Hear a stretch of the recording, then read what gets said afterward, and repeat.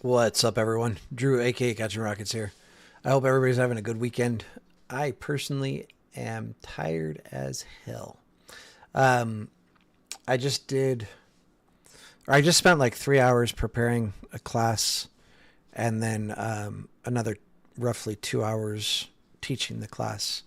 Um, Took a little break, got some late dinner, early lunch. I don't know, pick one. And now we're back at it. We're gonna do this. Um, Start fresh on SPY. We will be zooming out, not 1 hour, 1 day. We're gonna start with PVP indicator on 12 months.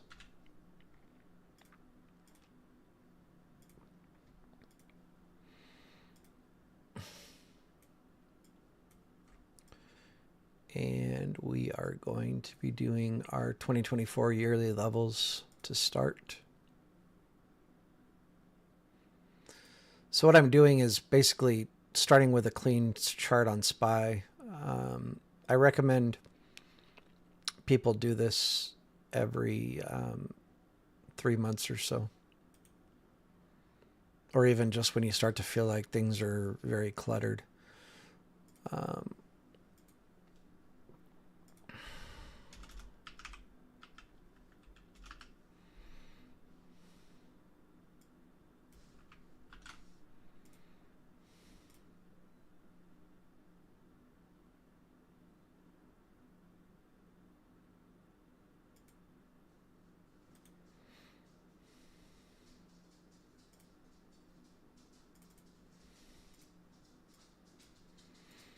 Anyway, there'll be less talking because I'm just going to be drawing levels. And then just for anybody that might be here for options, I don't have any option setups. With the massive drop that we just got, it would be pretty hard to try to determine where price might open on any given indicator, or I mean on any given stock. Also, with that said, I'm not really going to be covering levels for trades for tomorrow. I might, give some kind of scenarios, but more of this is just going to be about doing our chart for next week, really. From here, we go to a 4-hour chart. On PVP, we're going to switch this to 1 month. And then basically we need to figure out what months are going to be important for us to chart, right? This is February.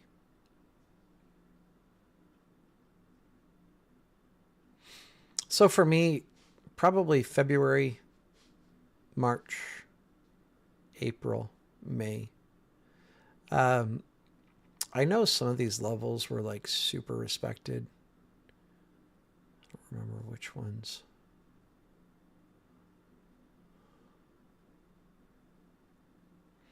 This is October.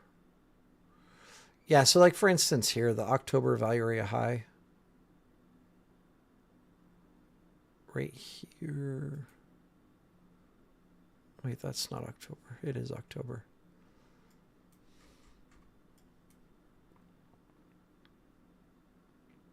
We just came to it and got like a pretty nice reaction. But yeah, I'm not going to be going that far back. So here, broke through, rejected from it, and sold off further. But you just look and figure out what levels you think are important for your chart. For me, I'm trying to give an example here. Like, let's just say, right now, if I was looking at February, like right now I'm below February's value area low. So I would definitely want to have May on my chart, which, I mean, obviously May is last month. I'm going to have it on my chart anyway. But that's just an example. Like if price goes lower, I would want to make sure I have March on my chart if we're trading down within March's levels. If we get down into April levels, I want to make sure that I have April on my chart as well. So for me, I think the main ones would be February forward that I'm interested in. If we started getting down, below April, I might want to chart April of 24. But for right now, I think February forward is good enough. So we'll do that.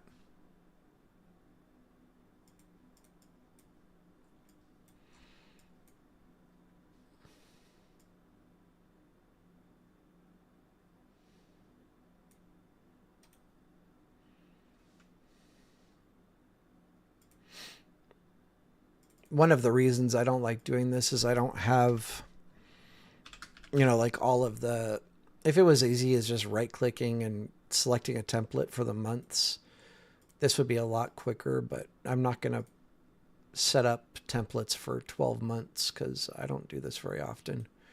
And I think it would just take up way too much space on the templates.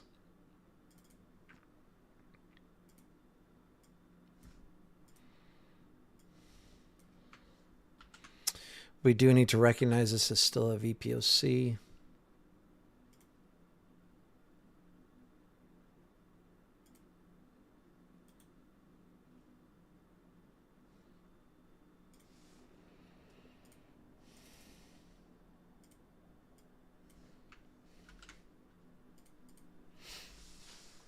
And then just in case for people that weren't on the class I taught, I'm going to be live trading tomorrow. Basically, that'll be available for people that are doctorate members on Keenan's Discord. And then also for people in Shorty's Discord. I'll be live as well.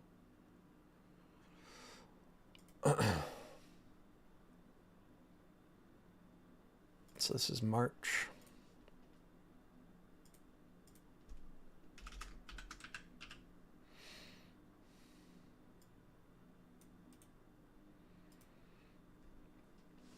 I also have an order sitting on ES. I mean, I posted it in Keenan's. I posted it in Shorty's Discord as well. But basically, literally right out of what I was teaching today. Let me try to highlight this. If we go to the single chart, there's a large volume node right here, or a large volume cluster, I should say, on my footprint charts. It starts right at 87 and goes down to roughly 82, 83-ish. So I have my entry at 5987. My stop loss is at 5979. And my take profit is at, and this was after this happened, but my take profit is at 6,007. Based on this here, not based on this here. But I figure this will probably become support resistance flip right there, which is what it's done so far. So that's where I'm taking my profits, assuming they fill me. They still need to come down, 10 points to pick me up. But just an FYI, I've got an order sitting there.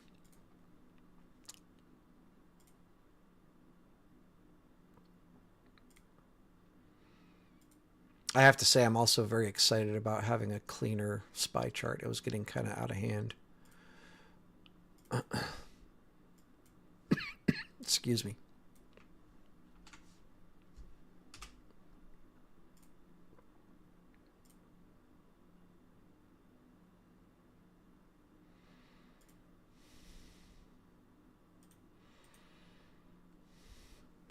Oh.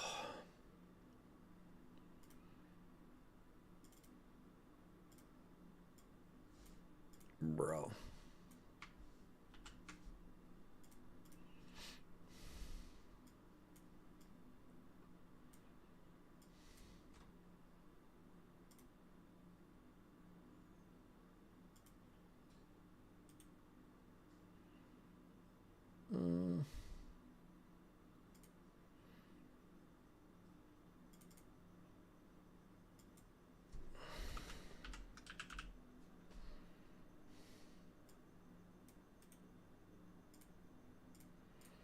Oh, and I'm sure some people are curious. My foot and my leg are finally like, I don't know, roughly 80, 90% better. Um, I will say I'm a little bit disappointed they're better today because the only reason I'm disappointed they're better today is like I was supposed to work Thursday night, I was supposed to work Friday night, and I was supposed to work Saturday night. And what did I just do? I had to call in sick for all of them,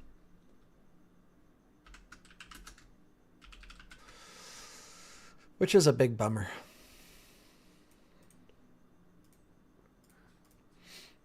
And I know my coworkers probably got obliterated because we have a bunch of people out right now on leave of absence and people out that just had babies and stuff, baby bonding. So it's not a good time for me to be missing work. I mean, I'm never like trying to miss work, but sometimes it's unavoidable.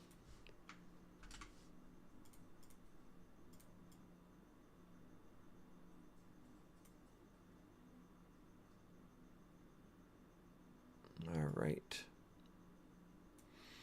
I missed one.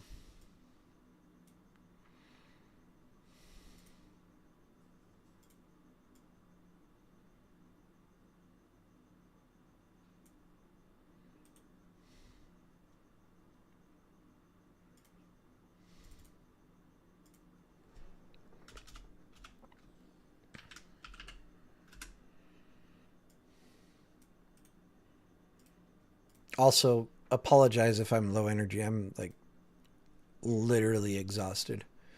Um, Doing that class took a lot out of me. It might not sound like much, but um, I feel like it's a lot to like put yourself out there and teach a class live for a bunch of people. A little stressful, so it's like emotionally draining. But also, there's just a lot of work, like 5 hours total today working on that. This is also going to be a VPOC at the bottom here. So it looks like,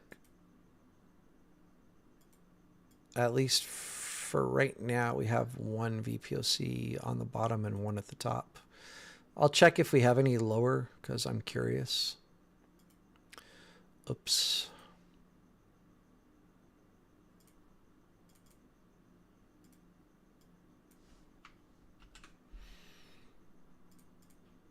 Also, I really hope whatever's going on ends soon in the Middle East. POC, POC, POC, POC, POC.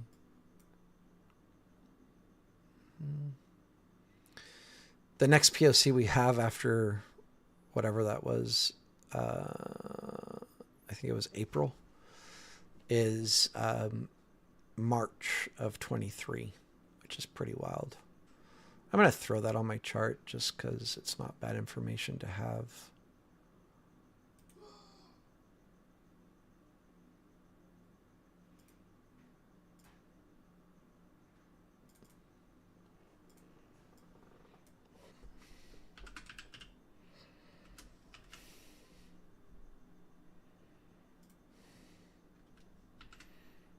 I'm actually going to make this 2023 so I don't look at it and think it's March 23rd. We have another one down here, October of 22. Pretty wild.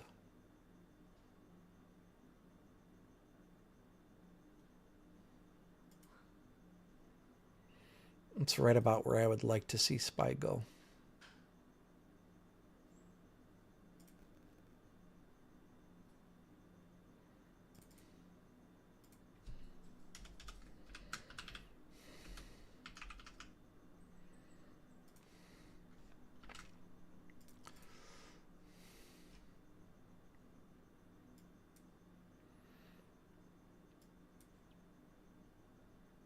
Next one is going to be May of 20, and I'm good. I'm not going back that far. I just looked out of curiosity.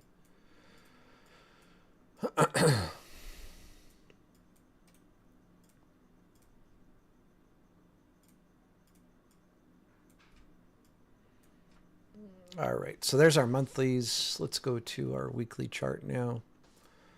65-minute on PVP, switch to 1 week.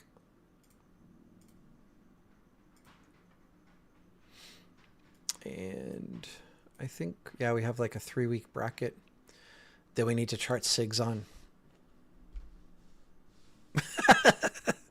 Davis, I looked at that and I don't even know. Like, I looked at it and I'm so tired. I was like, damn, Davis just typed a bunch of stuff with no spaces. But like, I didn't process it further than that. Now I look down and you're like, I just typed a bunch of nonsense. That's hilarious. All right, let's start with our previous week, and then we'll do our SIGs, our weekly SIG levels. By the way, way easier on volume profile if you zoom in to get the exact level. Just a FYI.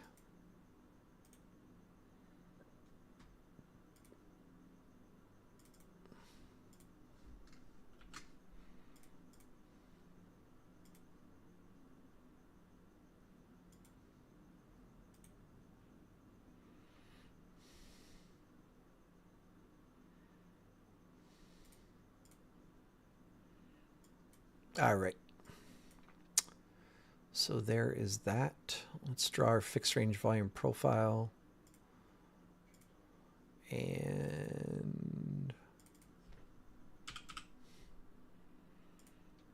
I'm going to chart some stuff you guys don't see me chart, or if you have seen me chart it, not very often. But it's always good information to have.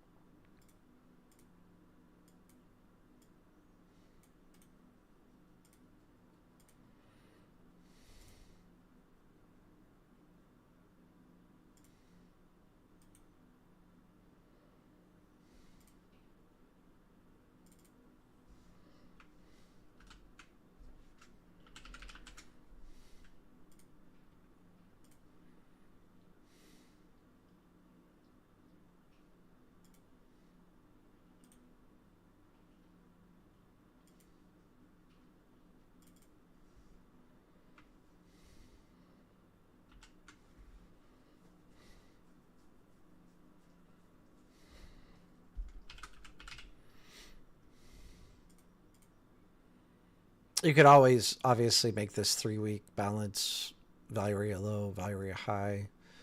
I'm just using different wording. It doesn't, but it's the same thing, right?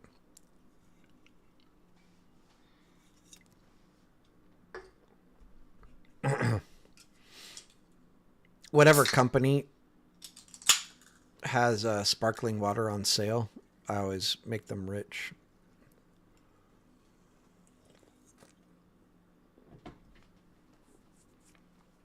I don't know what it is. I mean, like, I can do, like flat water with no bubbles, but I don't like, what's it called? I don't like plain flat water. I need to have like a squeeze of lemon or lime or something in it.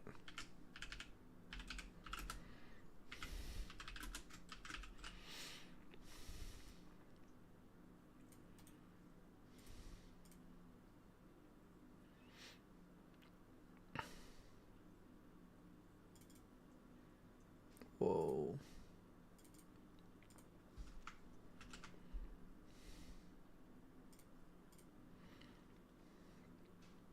Alrighty. From here, volume 95. I'm tired enough that I'm struggling to speak. That's interesting.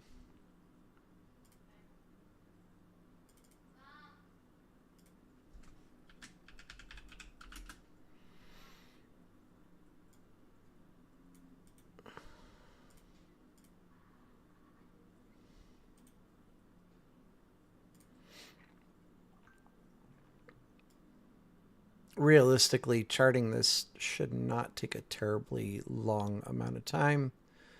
But it is just kind of like mentally difficult to wipe your chart and start all over. At least it is for me. It might not be for other people, but it is for me. Seems daunting.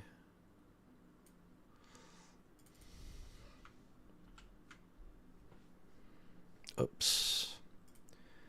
I don't know what I'm doing.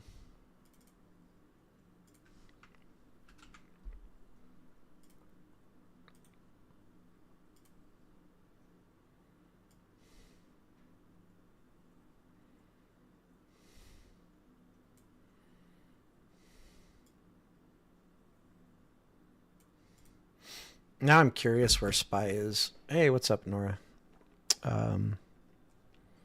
Webull has 24-hour charts, right? So we should be able to see SPY's price right now, if I'm correct.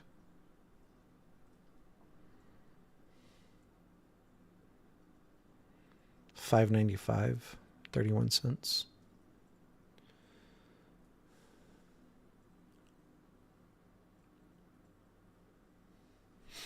So we're pretty close. That doesn't make sense.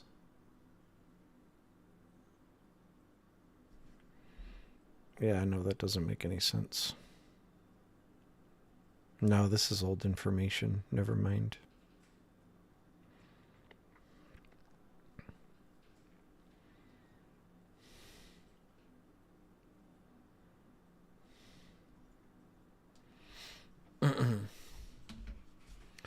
All right. We'll see if I can figure that out in a second. I don't think this indicator, where is it, is accurate right now. I could be wrong. Maybe, I wonder if there's an update. Or maybe I should just remove it and add it back on. It's saying we're at like between 592 and 593, which would make more sense, right? The low was right around 589-ish. We want them to come back down in here and fill me and then go. At least that's what I want. You guys might want something very different. All right, let's do our daily levels. Session volume profile.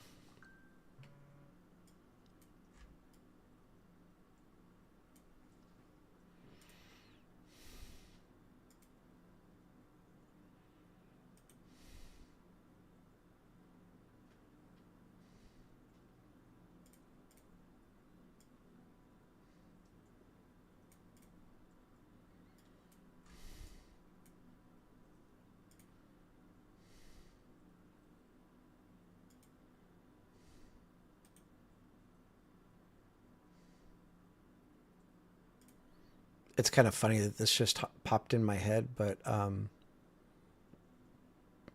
when was it? Friday?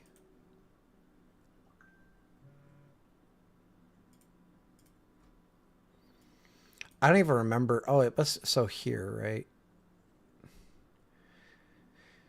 We went live Monday, and that dude MDA hopped in and said, "Oh, trend day, whatever.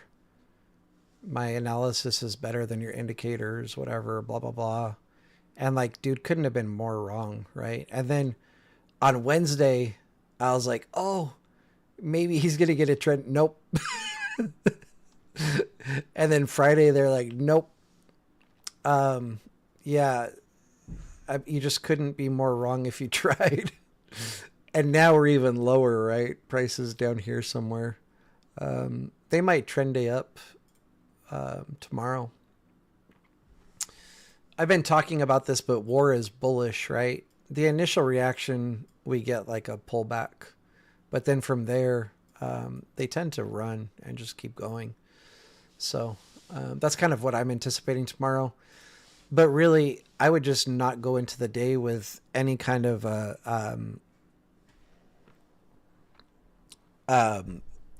biased, you know. Yeah, the rising. I don't know. I'm not like a huge Webull user. I just thought they had 24-hour SPY charts. So I thought maybe I would be able to see it, but yeah, it's not open yet, at least. It looks like this level is slightly off, which is, no, it's not. Okay. Was going to bother me.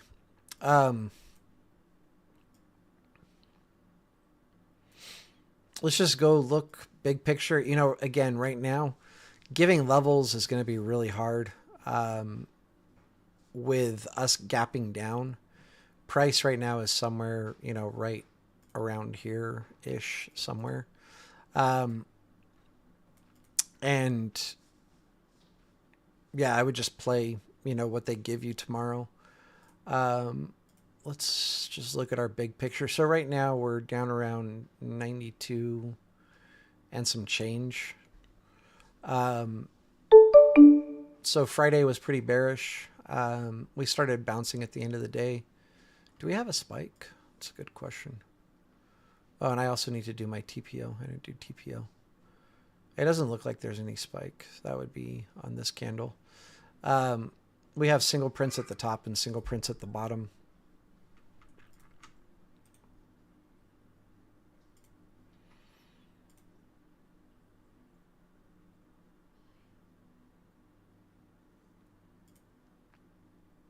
And then just to be clear, I know for everybody, like the, what's it called? TradingView Premium is not like the most affordable thing. And I'll show what I'm talking about.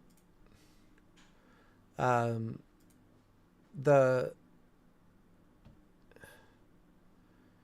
TradingView or the annual premium is basically $600.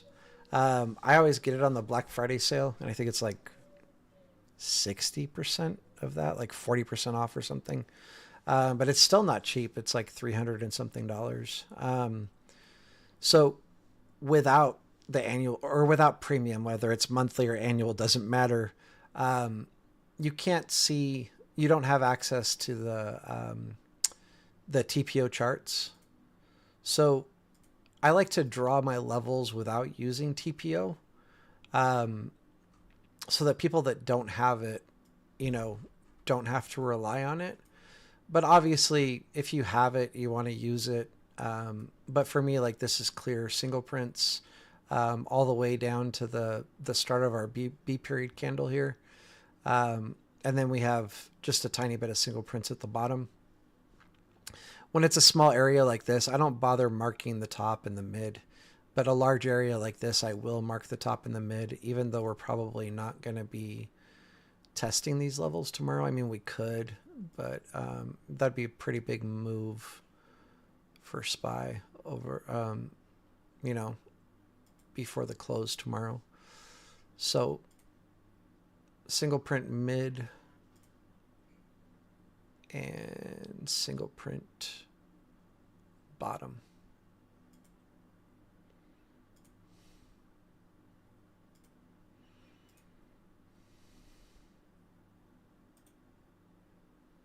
When you do have a large area like this of single prints, we normally will get a rejection in the mid. Or if price is above, we'll bounce from the mid. So it's good to have it on your chart.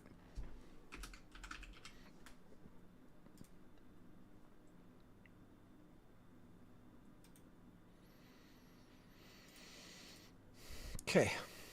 What I do want to do, and you guys have to remind me if I don't do this, is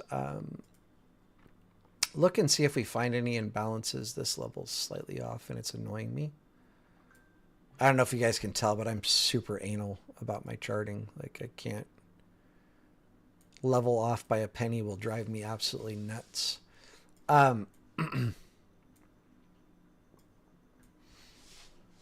Yeah, it still looks off. It's annoying. Now do I have it?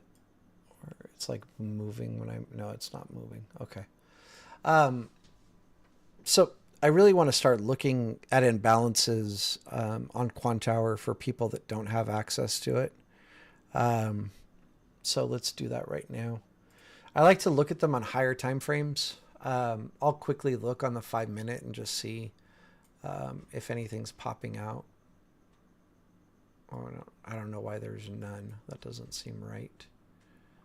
Am I on the wrong? Yeah, I'm on the wrong. I'm not going to have imbalances unless I'm on my imbalance chart, right?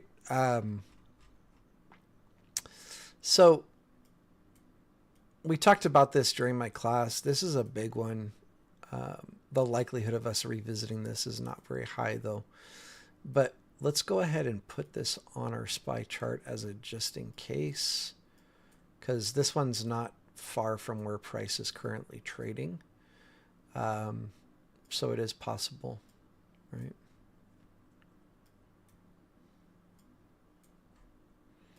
I'm just trying to figure out, this is 6-3 and 120 in the morning candle. So this is always fun. And it's a 5-minute chart. We'll go to 6-3.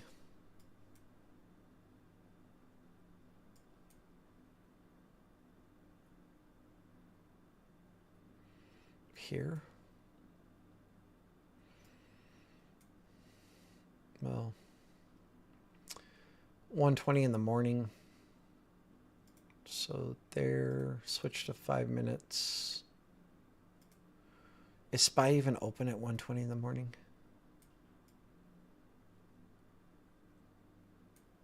I don't think it is.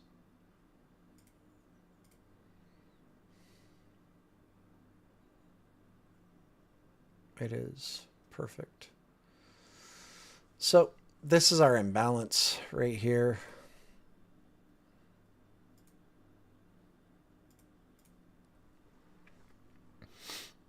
I want to make sure that I'm highlighting enough information. Sorry, bear with me, everybody.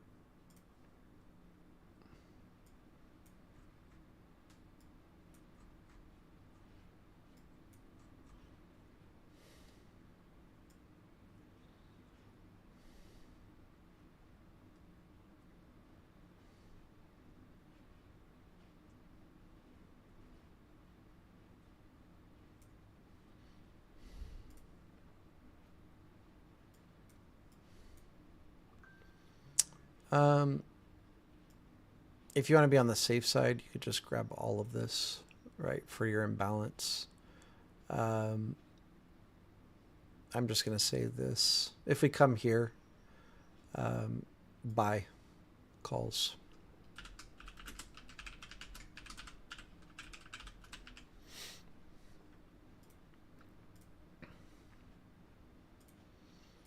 And then I can show you guys like how insanely accurate these can be. Yes, U5.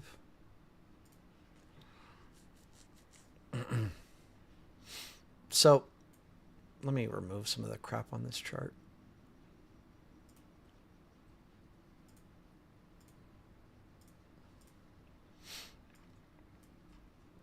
This buy side imbalance we talked about, I don't remember, I think on the live on Wednesday. So this was, whoa, that's not what I was trying to do. This was created back in June 3rd, and we never retested the level all the way until June 19th. And from there got a massive bounce, right? I want to quantify massive because I don't really, 100 points. And I wouldn't expect anybody would catch the full 100 points. I mean, you'd have to be like insane.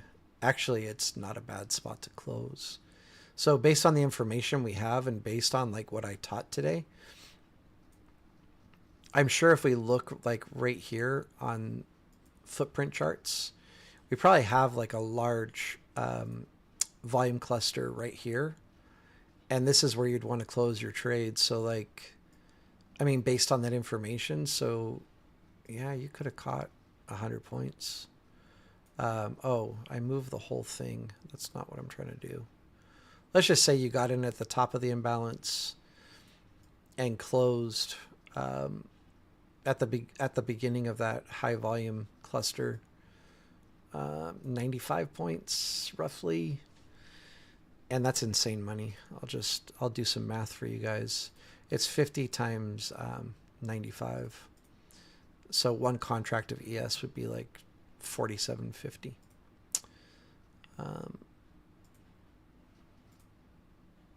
Madness. Oh, and then in showing you this, I then showed you the sell side imbalance that we identified. I think here on June 16th was retested the very next day on June 17th. And from there, got a good move to the downside. And the same thing, looking left, right? You probably have like a pretty decent volume cluster here. And that's probably where you're wanting to close your trade, right? Or you can even argue. I'm never trying to go with like best case scenario. I'm sure there's a large volume cluster right here as well. Would not be a terrible spot to close your trade. And if we targeted like the first one, so just to show how well these sell side and buy side imbalances do, this is, almost 40 points on ES, which is a massive, like if you catch this, and it's 40 points in 15 minutes, right? So if you're able to catch these, they pay. Anyway, let's go and look and see if we see any sell side imbalances. I don't know that we will, because most of them are going to be, there's definitely some, they just might be really far away from where price is to where the information's not going to be helpful for us,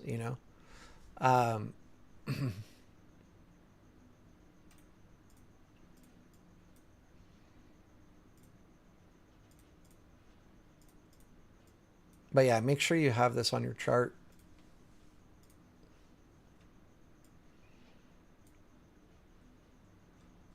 And then, we've already tapped this in, like in overnight session on futures. Let's go check out our sell side imbalances on ES. Where is it? What happened? Why is it not letting me pull this forward?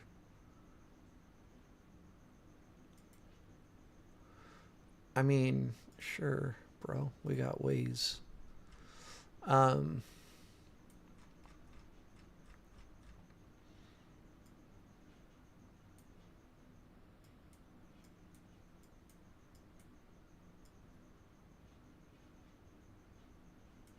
So this is a good level here.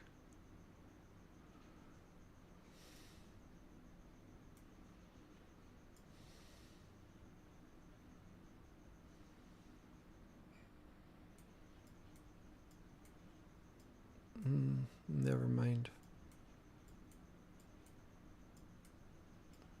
Where are we here? Okay.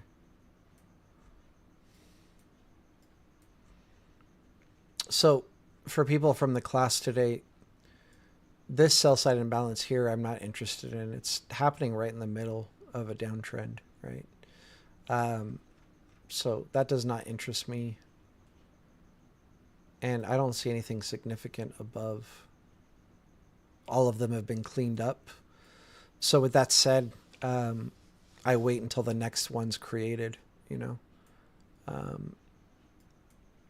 look to trade it. But gosh, this 92 level doesn't look terrible. I really want them to fill me at like 87.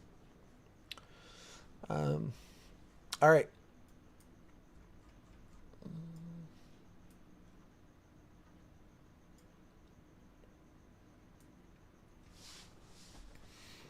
I think that will do it.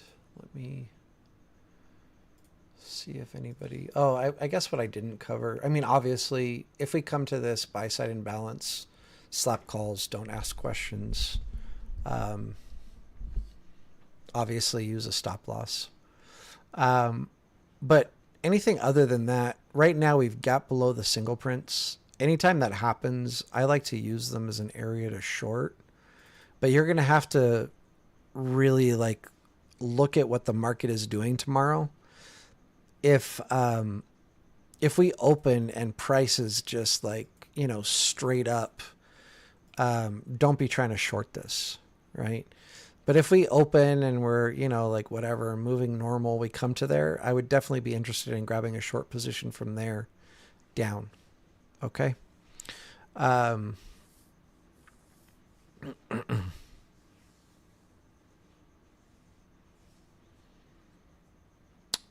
Entering May value or entering May's volume profile, would that be 80% rule set up to the downside, I'm guessing?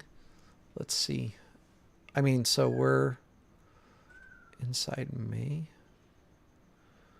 This is really confusing looking at it on a 5-minute chart.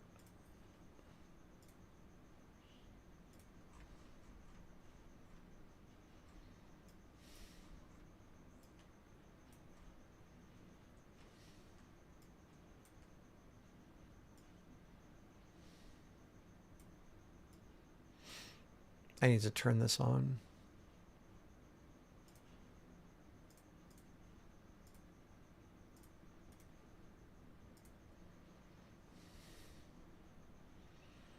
Dude, why are my levels like off by a hair? Sorry, that's just, I can't handle that stuff. Yeah, so we have not done an 80% rule to the downside. We spent enough time outside, but you want to see us break back inside, retest, and then you would short. Right. So if we get a retest of the May value area high, would not be a terrible place to grab shorts. With that said, we have not looked at my terrible indicator that's not as good as the other, as MDA's analysis. So this is very promising. We're talking about May.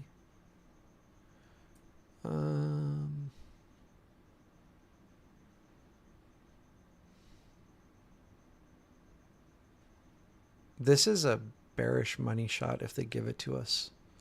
And I'll explain what that is. Let me clean this up. So, I mean, before I clean it up, I guess let me just talk about what we're looking at. We have a 4-hour closed cloud at the top.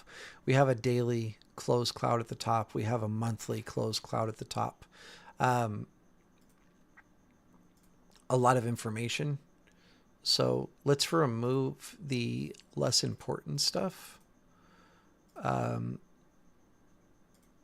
And look at a clearer picture of this. What we're looking at is called like a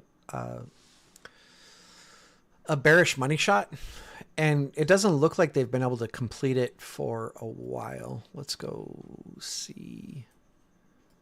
I mean, we're looking at monthly, so it's like going to take forever. But this is what we're looking at, right? So we come down to the bottom in this instance, or even better, here at the top, right? So we came in, we got a retest to the top. They didn't do it from there, but then we retested the top again. They sold off all the way down to the bottom. So they explored from one cloud to the other. And that full move would be considered a bearish money shot. And then here, once we hit it, we got to move to the upside, retested. And on the retest, we did the full move back up to the top, right? Or maybe not there, but eventually made it all the way back up to the top. This move took a lot longer than that move to the downside, but it still played out, right? And we can just look back like historically, like this stuff works. This is breaking through. This is our retest back down to the bottom. There must have been some news here because we broke through a closed cloud. Came back inside, retested, went back to the far side, right? Here, broke through, retested. We weren't able to get back to the far side. So I'm not trying to ignore where things didn't work, but just kind of trying to show you guys the big picture. When we break above a cloud and retest, it's considered like a bullish backdoor. And from there, they retested again, and then they ended up just going way higher, right? So you'll see the same thing like on the bottom of the clouds, like when they break through and retest and then go. This would be considered a bearish backdoor.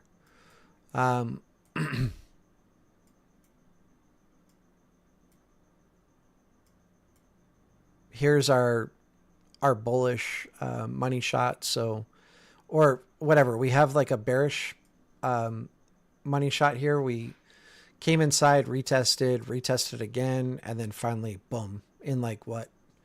It looks like one day they just made the full move from one side to the other. From here, retested again, and then went and made the full move to the upside. These things they play out over and over and over again. Even this here, like we broke above, retested, and then got a nice big spike to the upside.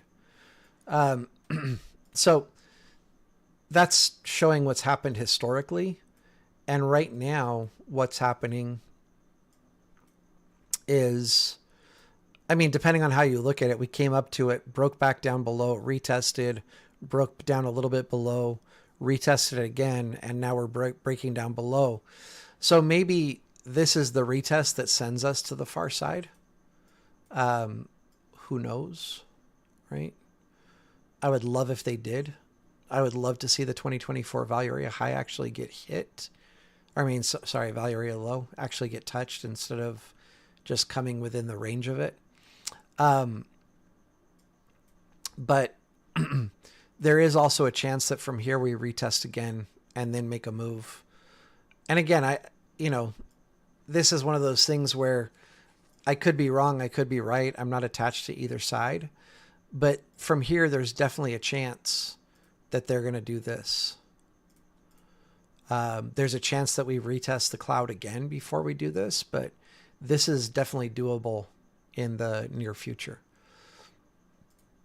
We'll just have to see how things go. But so what I kind of talked about a little bit for tomorrow, let me turn this off, is, first of all, just be smart, right? And trade, we do need a silo indicator.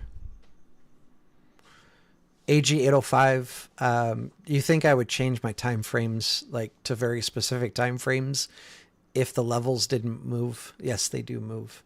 That's why I give the time frames that I chart specific things on and chart specific things on specific time frames. If we come to this buy side imbalance, don't even ask questions, slap calls. Obviously, make sure you use a stop loss. I would probably put my stop loss, slightly below the weekly third sig, just in case they do want to come down here and then go. But I would use the weekly third sig to hide my stop loss behind. If we open below our single prints again, as long as they're not like flying straight up, if we're slowly grinding up to that level, I would watch for a reversal there and grab puts. If we open above our weekly second sig, I would watch for a bounce there to grab calls. Tomorrow is going to be extremely volatile. So, just be patient, wait for good quality A++ setups, downsize if anything, if you're used to taking SPY contracts that cost $150, maybe grab SPY contracts that cost like $50 to $70 or something like that. Trade smaller, trade smart, be careful. It's going to be volatile. And then of course, any news, which we're going to get news.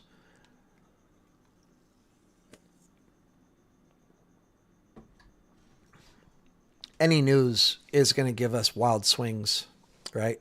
So just be careful, everybody. Be patient. Um, just know there's definitely going to be news tomorrow. There's definitely going to be wild swings. There's definitely going to be mention of war, probably on both sides, Iran and the U.S., and maybe even Russia and China. Like, who knows? Um, with all of that said, um, some people might not appreciate this, and that's okay. Um, I'm praying for both sides. Like, I really, I'm a vet, and I respect our armed forces. I appreciate our armed forces. Um, People like my dad and my grandfather and people before me are the reason that we have the freedoms we have today in this country. And I am very grateful and very appreciative of that. I mention this every once in a while, but I myself am a disabled vet. Um, I'm not, I was never in a foreign war. I was in active duty during foreign war times, um, but I never was actually like on foreign soil during war. And I'm also grateful for that, honestly. Um, but for me, war is just, like it's just a lose lose. Like, people's children are going to die, people's parents are going to die. Um, and I just hope that this gets resolved with the least amount of loss of life on both sides. Um, of course, more importantly to me is America, but I don't want to see loss of life on either sides. Um, and anyway, I hope this gets resolved, fairly quickly, um, and that things don't turn too crazy. I don't really know what else to say, like word wise, to express like how I'm feeling, but I'm not happy about this at all. Like some people, um, I'm sure like a lot of people know that I'm expecting like a good move to the downside. We already kind of got it when we explored um, from all time highs all the way down to our 2024 value area low. I was expecting them to actually go lower, um, but I'm not like I don't know how to put this into words, but I feel like we're overdue for a recession.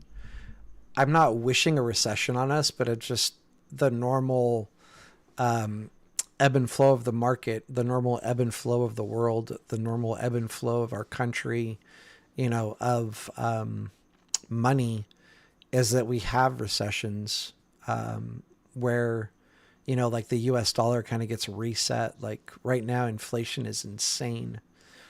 Um, but with recession comes a lot of bad things, right? Like people struggle financially, people lose their houses, people lose their cars, people commit suicide, people lose their jobs. Like a lot of really hard times come with all of that. And I'm not like wishing for hard times for people. And I'm not like hoping we get a massive dump in the market because I'm bearish. I just think we're overdue for it. Um, and so that's where I'm at. And again, hopefully we get like a little mini recession without, um, too much struggle for everybody, but to where the dollar can kind of reset and inflation can normalize a little bit. And then same thing, hopefully this whole war situation gets resolved without too much loss of life on either side. It's kind of crazy. Like my wife is Chinese and obviously lives with me here in America. And she's saying like all of like a bunch of her friends and people from college and whatever are telling her to go back to China, like because the U.S. is probably going to be at war.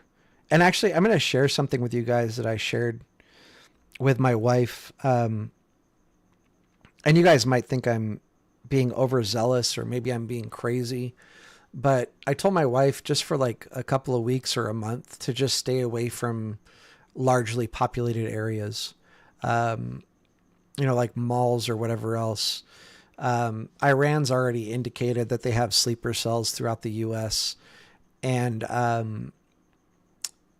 it might seem like kind of outlandish, but like obviously the bigger cities like Los Angeles, New York, Chicago, places like that are going to be like most likely targets. But it's pretty wild. Like I remember in 2015, I'll bring this up really quick.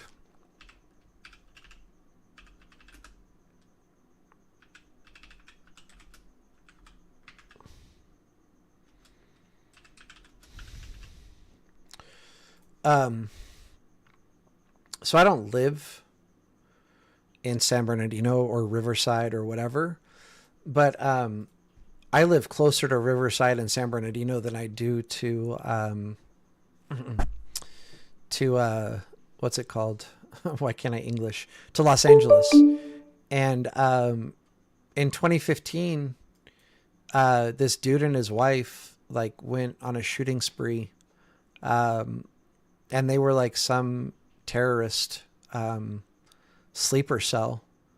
And they killed like 14 people. Yeah, nothing. I mean, I'm about to say killing 14 people is nothing crazy. Obviously, if this is one of your family members, it's crazy, right? They weren't able to kill a lot of people, fortunately, but they just went on a shooting rampage. I think at a school, if I remember correctly. But anyway, I just told my wife, like, just, avoid places that are like heavily populated. And I would just kind of advise the same, to you guys, to my friends, like, for a couple weeks or a month or whatever, like live your life, don't like put your life on hold. But also just be careful, be aware of your surroundings.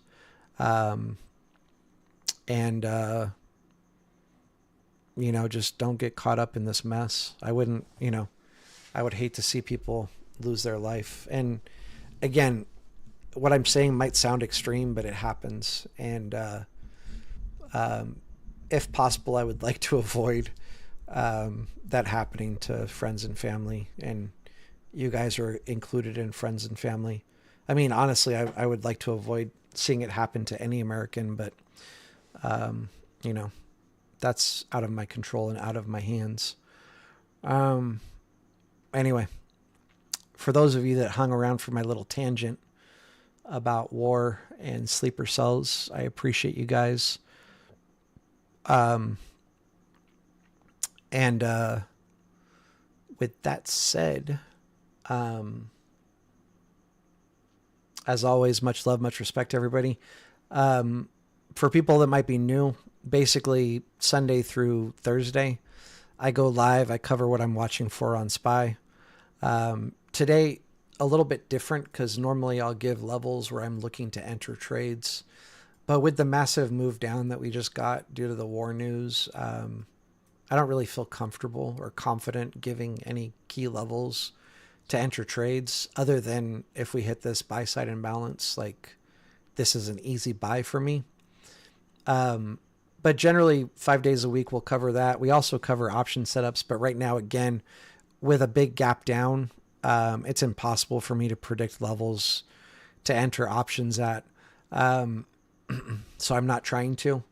But anyway, we'll cover option trades normally like once or twice a week. We have a very high win rate on those. And then generally like 2 times a week, my mentor will go live and he'll cover what he's seeing on futures. And then generally like once a month or twice a month, we'll go live and do classes generally on the weekend. And most often those classes are on Sundays. So if any of that stuff interests you, I would love a sub. If you find the information useful and helpful. And with that said, as always, much love, much respect, everybody. Peace out. We will see you tomorrow. Bye.